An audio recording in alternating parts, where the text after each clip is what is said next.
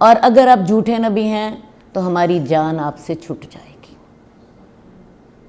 دیکھ رہی ہیں کیسی سازش ہے، کیسی سازش ہے۔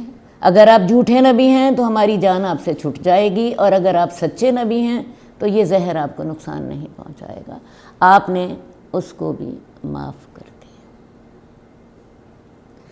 لیکن ہوا یہ کہ رسول اللہ صلی اللہ علیہ وسلم کے ساتھ ایک اور صحابی بیٹھے تھے، انہوں نے اس گوشت میں سے ایک لقمہ کھایا اور اسے نگل لیا۔ اس لقمے کے کھانے کی وجہ سے ان کی کچھ دنوں کے بعد موت واقع ہو گئی۔ اس کی موت کے قصاص میں پھر اس عورت کو قتل کر دیا گیا۔ لیکن ابتدا میں جب ابھی ان کی موت واقع نہیں ہوئی تھی، رسول اللہ صلی اللہ علیہ وسلم نے جب اس عورت کو بلایا ہے اور اس نے یہ ساری بات بھی کی، اللہ کے رسول نے اسے بھی معاف کر دیا۔ اتنا بڑا دل کہاں سے لائیں جو کہ ہر ایک کو معاف کر دیتا ہے، جو برائی کا بدلہ بھلائی سے دیتا ہے۔ اور یہی مطلب ہے اس آیت کا، وَيَدْرَؤُونَ بِالْحَسَنَةِ السَّيِّئَةَ، اور مومن لوگ جو ہوتے ہیں وہ برائی کا بدلہ بھلائی سے دیتے ہیں۔ لیکن ہمیں یہ اخلاق سیکھنے ہیں، یہ نمونے ہمارے سامنے ہوں گے، ہم سوچیں گے، اپنے آپ کو اس کے لیے تیار کریں گے، اور جب ہم نے ایک دفعہ اپنے آپ کو اس کے لیے تیار کر لیا تو آپ دیکھیے آپ کے لیے ایسی نیکی کرنی آسان ہوتی چلی جائے گی۔ نیکی کرنا مشکل ہوتا ہے، ہر نیکی ہی مشکل ہے، آسان نہیں ہے۔ مثال کے طور پہ نماز پڑھنا دیکھیں، کوئی آسان کام نہیں ہے۔ قرآن مجید میں اللہ تعالیٰ نے خود کہا ہے وَإِنَّهَا لَكَبِيرَةٌ إِلَّا عَلَى الْخَاشِعِينَ، نماز واقعی بڑی مشکل ہے، ہاں جو اللہ سے ڈرتے ہیں ان کے لیے مشکل نہیں ہے۔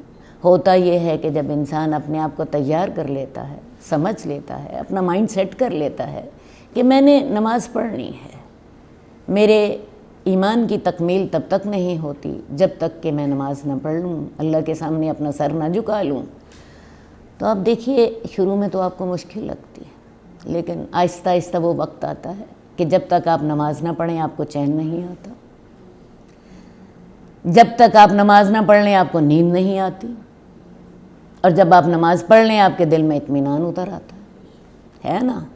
اسی طرح میں آپ کو بتاؤں یہ چیزیں ہمیں مشکل تو لگتی ہیں، لیکن جب انسان ایک دفعہ اپنا ذہن بنا لیتا ہے، سوچ لیتا ہے کہ میں نے وہ اخلاق اپنانے ہیں جو رسول اللہ صلی اللہ علیہ وسلم نے ہمیں بتائے ہیں، تو میں آپ کو بتاؤں کام آسان ہوتے چلے جاتے ہیں۔ آئیے ایک اور مثال دیکھتے ہیں۔ یہ میں بار بار آپ کو مثالیں اس لیے دے رہی ہوں تاکہ آپ کے لیے ایسا کرنا آسان ہو جائے۔ حضرت انس رضی اللہ تعالیٰ عنہ فرماتے ہیں کہ میں ایک دفعہ رسول اللہ صلی اللہ علیہ وسلم کے ساتھ جا رہا تھا، آپ نے ایک نجرانی چادر اوڑھی ہوئی تھی، نجرانی چادر کا کنارہ موٹا تھا۔ ایک بدو آیا اور بدو نے آ کے پیچھے سے آپ کی چادر کھینچی۔ وہ اصل میں آپ کو متوجہ کرنا چاہتا تھا، لیکن بجائے اس کے سامنے آتا اور بجائے اس کے کہ آپ کو پکارتا، بلاتا، آپ کے سامنے اپنی درخواست رکھتا، اس نے طریقہ یہ اختیار کیا کہ پیچھے سے آیا اور پیچھے سے ہی آپ کی چادر کھینچی۔ حضرت انس دیکھ رہے ہیں، چادر کے چونکہ کنارے موٹے تھے، ان کے موٹے کناروں کی وجہ سے یہاں پہ سرخی کے نشان پڑ گئے۔ آپ سمجھ لیجئے کہ لاسیں پڑ گئیں۔ یہ لفظ ہم پنجابی میں استعمال کرتے ہیں، میں اپنا مفہوم واضح کرنے کے لیے اسے ہی استعمال کر رہی ہوں۔ یہاں پہ سرخ نشان پڑ گئے۔ رسول اللہ صلی اللہ علیہ وسلم نے پیچھے مڑ کے دیکھا، کیا بات ہے، کیا ہو گیا؟ پیچھے ایک بدو ہے اور ساتھ ہی بدو یہ بھی کہہ رہا ہے اے محمد مجھے اس مال میں سے دو جو اللہ نے تمہیں دیا ہے۔ ارے بھئی تم نے مانگنا تھا تو مانگنے کا طریقہ اور بھی تو ہو سکتا ہے، یہ بھی تو ہو سکتا تھا تم سامنے آتے اور سامنے آ کے رسول اللہ صلی اللہ علیہ وسلم سے درخواست کرتے کہ یا رسول اللہ محتاج ہوں، مجھے ضرورت ہے اور آپ مجھے کچھ عطا فرمائیے۔ اس کا کوئی بہتر طریقہ بھی تو ہو سکتا تھا۔ بہرحال رسول اللہ صلی اللہ علیہ وسلم نے پیچھے مڑ کے دیکھا، ایک بدو تھا، اور جو بدو انتہائی بدتمیز لہجے میں یہ الفاظ ادا کر رہا ہے، مجھے اس مال میں سے دو جو اللہ نے تمہیں دیا ہے۔ مراد کیا تھی کہ اگر یہ مال تم مجھے دو گے، مجھ پر کوئی احسان نہیں کرو گے، وہ اللہ تعالیٰ نے تمہیں دیا ہے، اس میں سے مجھے بھی دو، یہ انداز تھا۔ اب خود سوچ لیجئے کہ اگر اس وقت ہم ہوتے، ہمارے کیا احساسات ہوتے۔ ایک بات کو سامنے رکھیے، رسول اللہ صلی اللہ علیہ وسلم مدینہ کے حکمران بھی تھے، مدینہ کے حکمران بھی تھے۔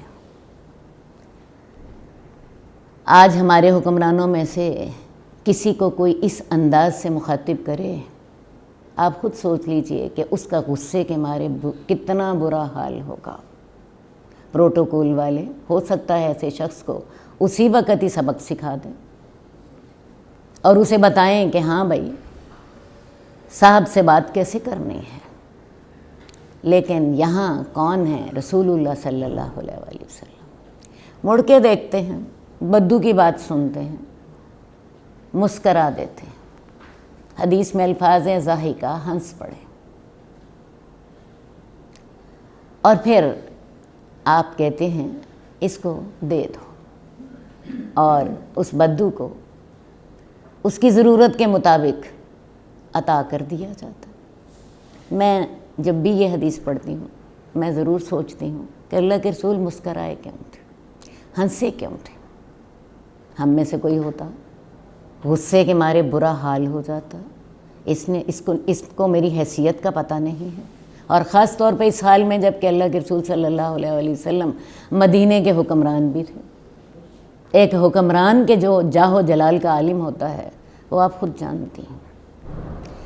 تو میں ہمیشہ سے سوچتی ہوں کہ اللہ کے رسول صلی اللہ علیہ وآلہ وسلم مسکرائے کیوں تھے، اور پھر مجھے یہ سمجھ آتی ہے کہ اللہ کے رسول اس لیے مسکرائے تھے، آپ نے سوچا ہوگا شاید بے وقوف آدمی ہے، اسے عقل نہیں ہے، کوئی بات نہیں، درگزر کر دیا، اس کی بے وقوفی پہ مسکرائے ہوں گے، اور حکم دے دیا کہ اس کو دے دیا جائے۔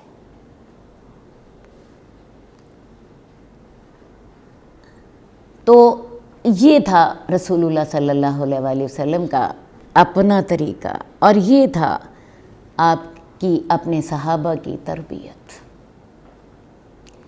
برائی کو اچھائی سے دور کریں تو تب ہی ایک معاشرہ پرامن رہ سکتا ہے۔ برائی کو اگر آپ برائی سے دور کریں تو برائی دور نہیں ہوتی۔ ذرا سوچئے، کسی نے آپ کو زخم لگایا ہے، آپ اگر اسے زخم لگائیں تو کیا معاملہ حل ہو جائے گا؟ حالانکہ اللہ تعالیٰ نے آپ کو اجازت دی ہے کہ آپ برابر کا بدلہ لے سکتے ہیں۔ کسی نے آپ کو زخمی کر دیا، آپ نے اسے زخمی کر دیا، مسئلہ حل نہیں ہوگا۔ مسئلہ حل تو تب ہی ہوگا کہ کسی نے آپ کو زخمی کیا، آپ نے اس کی اس بات کو برداشت کر لیا اور اس کے زخم پہ مرہم لگا دی، تبھی مسئلہ حل ہوگا نا۔ تو لہٰذا برائی کو برائی سے تو دور کیا ہی نہیں جا سکتا۔ کسی نے آپ کے گھر کے دروازے کے سامنے کوڑا پھینک دیا، کسی نے آپ کو تھپڑ مار دیا، آپ نے جواب میں تھپڑ مارا، مسئلہ حل ہو جائے گا۔ کسی نے آپ کو تھپڑ مارا، آپ برداشت کر لیں، اور برداشت کرنے کے بعد غصہ پی جائیں، اور اس کے بعد اس کو معاف کر دیں، اور پھر اسی کے ساتھ احسان سلوک کریں۔ اس کو کسی وقت موقع آئے تو اس کو دعا دیں یا اس کے ساتھ نیکی کریں، تو کیا ہوگا؟ وہی شخص جس کو آپ اپنا دشمن سمجھتے تھے آپ کا مخلص دوست بن جائے گا، سوچنے پر مجبور ہو جائے گا کہ میرا اس کے ساتھ رویہ کیا تھا اور اس نے میرے ساتھ کیا رویہ رکھا، اس نے میرے ساتھ کیا رویہ رکھا۔ تو اصل بات ساری یہ ہے کہ برائی کو برائی سے دور کیا ہی نہیں جا سکتا، برائی کو نیکی کے ساتھ ہی دور کیا جا سکتا ہے۔ اللہ تعالی ہمیں یہ ساری باتیں سمجھنے کی توفیق دے اور ان باتوں پر عمل کرنے کی توفیق دے۔ یہ نیکی اور برائی کی کشمکش میں آپ کو بتاؤں ساری زندگی چلتی ہے۔ معاشرے میں بہت سے لوگوں کی طرف سے ہمیں نیکیاں اور برائیاں یہ سب کچھ سہنی پڑتی ہیں۔ اللہ تعالی ہمیں توفیق دے کہ ہم برائی کے بدلے میں بھلائی کر سکیں اور اسی پر اللہ تعالی ہمارا خاتمہ فرما دے۔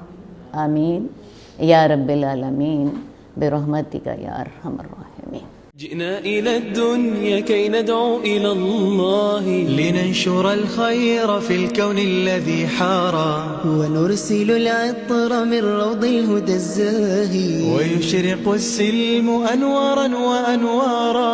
جئنا إلى الدنيا كي ندعو إلى الله لننشر الخير في الكون الذي حارى ونرسل العطر من روض الهدى الزاهي ويشرق السلم أنوارا وأنوارا. الله الله الله أكبر، الله الله الله